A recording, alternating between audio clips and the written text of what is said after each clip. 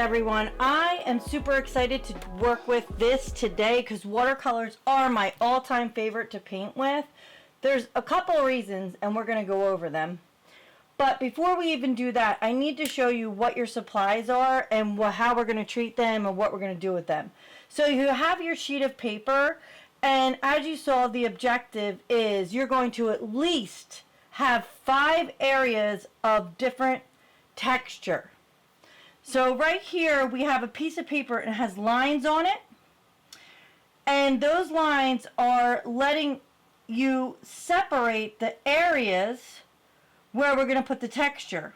So it's all done for you there because I want you to focus on just texture today, okay, and painting with the watercolors to make texture.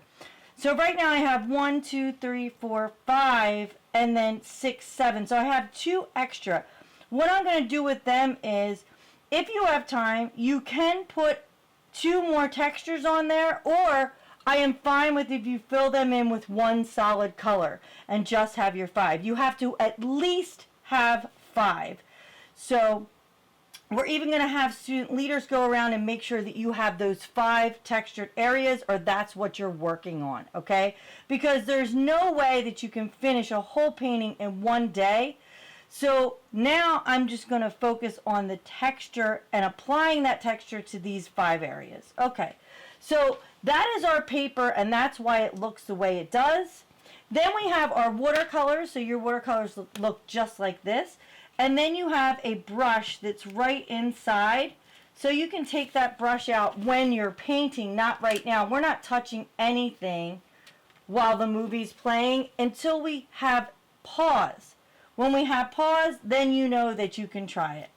So of course you're going to lay this right here when it's time. I have my paper, I have my water. You have your water in your orange bins.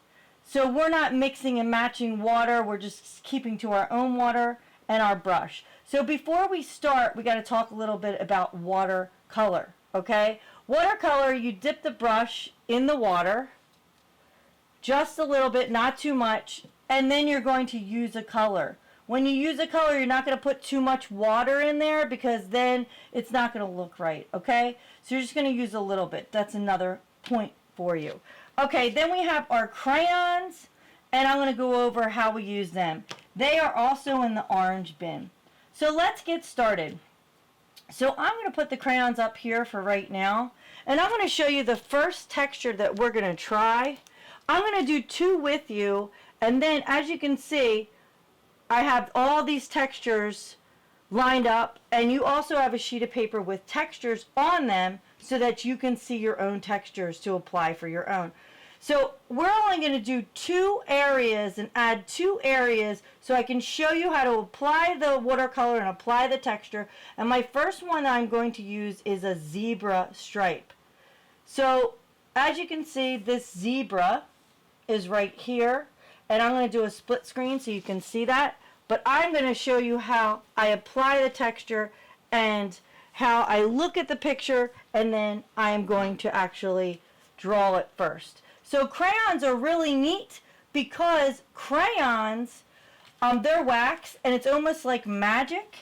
So if I lay down crayon, the actual watercolor doesn't go on top, so it's pretty neat. So I'm going to start my lines. The first line that I see is I have just, it's almost like an oval, but it's an organic shape. So when I say pause, on 3, you're going to grab your black crayon, and then you're going to pick it up and you're going to do that first round shape on any of your textures, just one of them. Just pick one and then you do that round shape. 3, 2, 1, at level 0, we are going, go.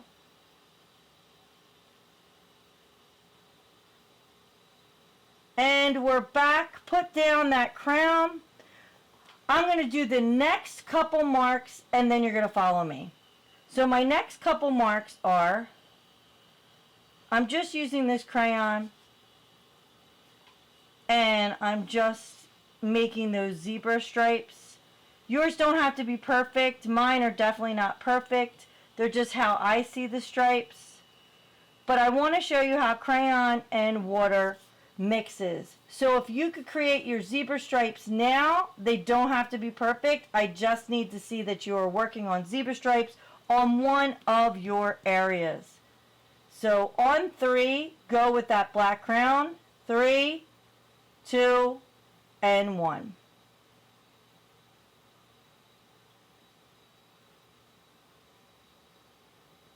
And we're back.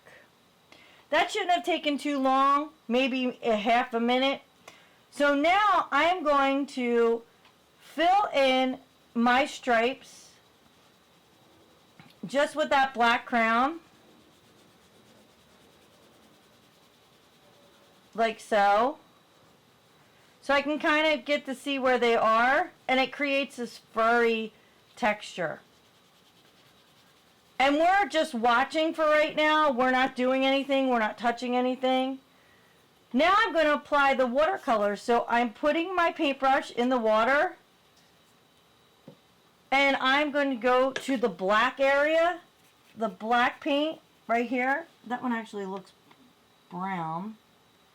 Let me try this one. Yep, that's the black. Okay, so that's going to happen. And as you can see, the black paint doesn't go over top of that area that I put the crayon. But I can still see, and it actually kind of makes it look more furry. So I left some white. Alright, I don't want to do this by myself. I want you to work on it. So I just want you to make sure that you dip a little water in and do that watercolor. I wanted to show you how the crayon works. We are only having one piece of paper, so if you do mess up, we're just going to paint right over top of it. Alright, so that looks pretty good. So now I see in some areas of the zebra stripe, there's like this fur coming out. I'm even looking at that little detail of the texture. So I'm going to take the tip of the brush, and I'm just going to go like this so it looks like fur. That looks kind of zebra-y. That looks awesome. Very exciting.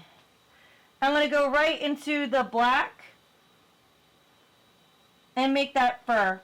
So that's the detail that I want you to focus on, that small detail in each panel.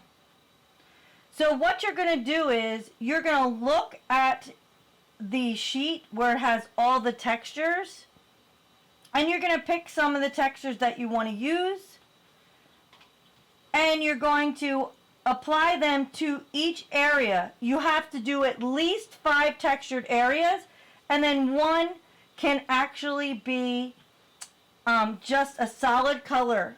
Okay, I want at least 5 at least. It should take you 2 days to do these paintings if you want to get the texture right. I'm going to keep on painting, but I'm going to fast forward so that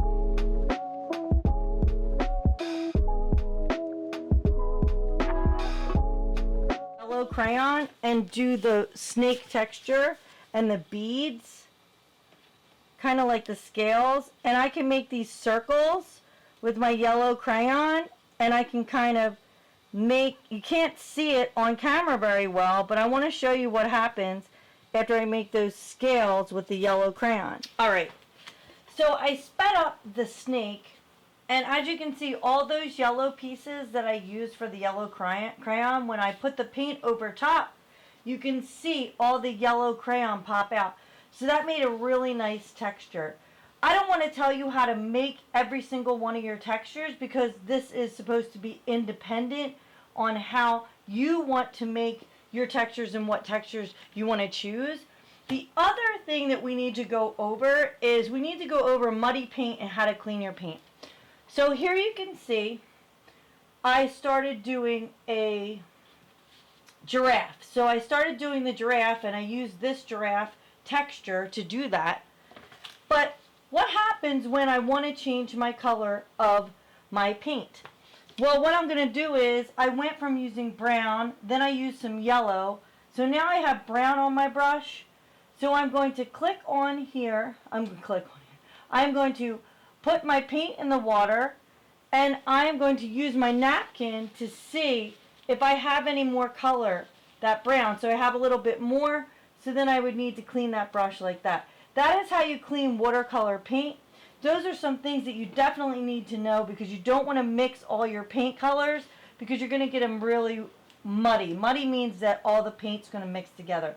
So here we have this texture, and so I have almost 3 done as of now, and I have this this is a giraffe. So I have this giraffe texture, right?